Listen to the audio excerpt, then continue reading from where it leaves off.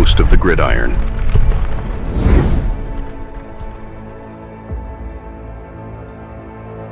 Did see this here, right? He hinted at a major move with the top coach. Ooh, who could that possibly be? One thing he did say was, I can't remember exactly what it was. Maybe it says it in this article here. Was that he said he was talking about the defense or the lack thereof at certain points in time. Now to be fair, there were times, like it's not the beginning of the season, right? With Bowen liked to get pressure with the front four. And of course, after, I don't know, whatever it was, first 6-7 games, we had like 35 sacks. We're leading the NFL. I'm like, man, all right, baby, here we go. Woo! And then after that, we just started tailing off, right? His red zone defense was supposed to be very, very good. And let's not forget, we go back to the first time we played the Commanders. The Commanders kicked 7 field goals. We lost, was it 21-18? I think it was. But I think on the red zone, 6 times, and they never scored a touchdown, right? The problem was we couldn't stop them. They just kept walking up and down the field. That's not good. But when they did get inside the red zone, they didn't score a touchdown, which is good, right? But there was times we just gave up a lot of points. So we just couldn't stop anybody on the ground a lot of times. So Mr. Mara was not thrilled over the moon, shall we say, with at times with the defense, right? And so he had this to say. This is when the reporters were interviewing him on Monday. Giants coach John Mara. Giants coach, yeah, right, coach John Mara. Giants owner John Mara hints at a major move with the top coach. Owner John Mara kept head coach Brian Daboll after a dismal season. Defensive coordinator Shane Bowen might not be so lucky. I'd love to see Robert Saleh in here. Now, you're not sure if Saleh, would want to come back. I'm not sure if he walks back into this building, he would get hives and he would just start vomiting. If he's just so sick and tired of the New York, or, if he'd want to, come back into this building and show, that, he can do it. I mean, he's going to get a job. Somebody's going to hire him as a defensive coordinator.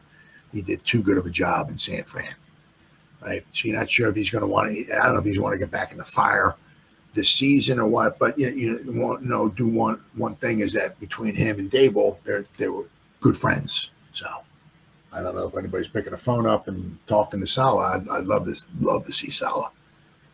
I'm not saying we're going to the Super Bowl now, but I would love to see Saleh on as a defensive coordinator. That'd be really cool.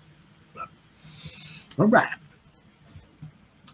Giants made the first big decision of their offseason. Right?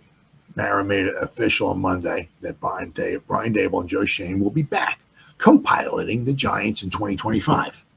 However, it's clear there's plenty of work to be done. No kidding. The chief issue remains under center, where the consequences of Daniel Jones' contract still loom, but extend across the roster. The Giants were blown out several times during their 10-game losing streak, a testament to struggles on both sides of the ball. Yep. New York must improve on the defensive side of the ball, and that could start at defensive coordinator. Quite frankly, I didn't think our defense played very well this year at all, Mr. Mara said. I know that when you have an offense that performs like that, you're putting more pressure on your defense, but we need to make improvements there. I'm tired of watching teams go up and down the field on us. So I think that has to be addressed. I think we need some more depth in the offensive line, yep, but the number one thing certainly is quarterback. Obviously, in 3 years, Daboll has hired 2 defensive coordinators, Wink Martindale and Shane Bowen.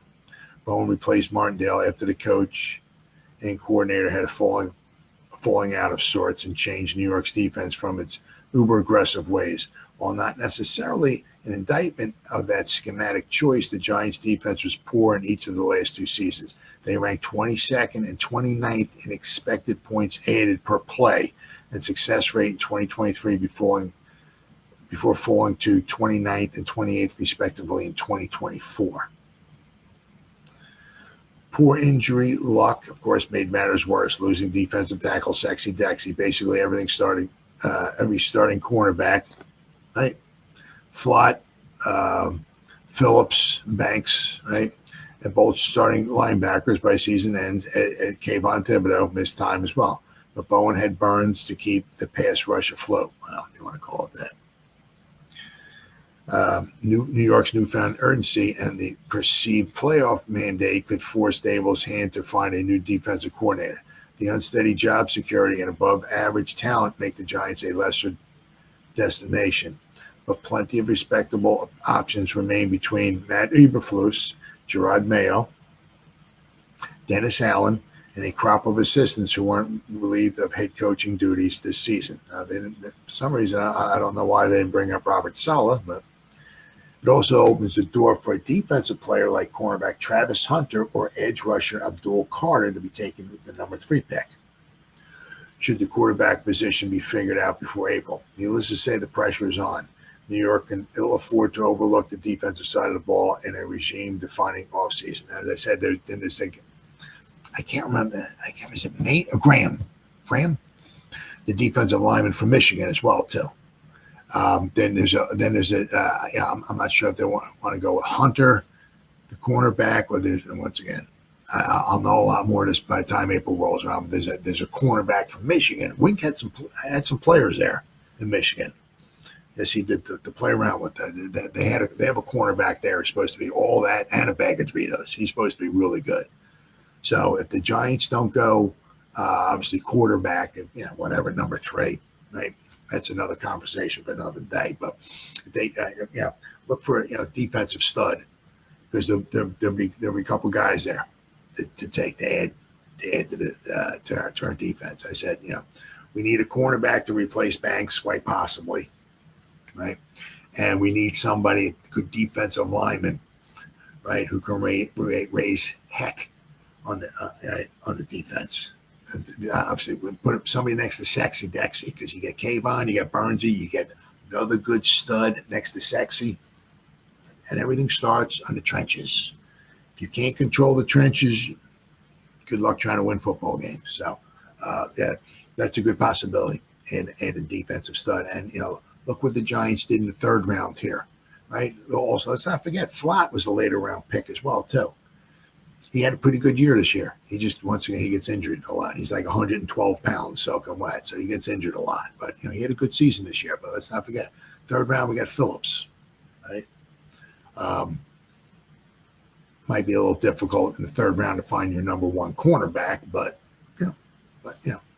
I think, either a good cornerback, or, we need a good cornerback, right? Or a good defensive lineman would really help this defense out a lot. Really help. I mean, especially if you got somebody who like just eats up blocks, eats up space and all that, and gives like Bobby Okereke and Micah McFadden behind him, room to roam and make the tackles, right? So, but interesting. Mr. Mara was not, I guess, what do you say, over the moon as far as our defensive performance this year, and there were times, without question. Where it's just embarrassing. Teams just running on us, right? Giving up a lot of points in other games. It's just it's just not the Giant way. I'm not sure if this is the first season in a new scheme, defensive scheme that causing some problems. But I mean, it didn't seem like maybe Okereke was used, because I mean, when he was the 1 year he had with Wink, he was free. He was roaming. He was making tackles all over the place. That wasn't so much the case this year with Bowen, right? So I'm not sure it was the scheme or exactly what it was, but we'll have to wait and see. But that's something to keep an eye on.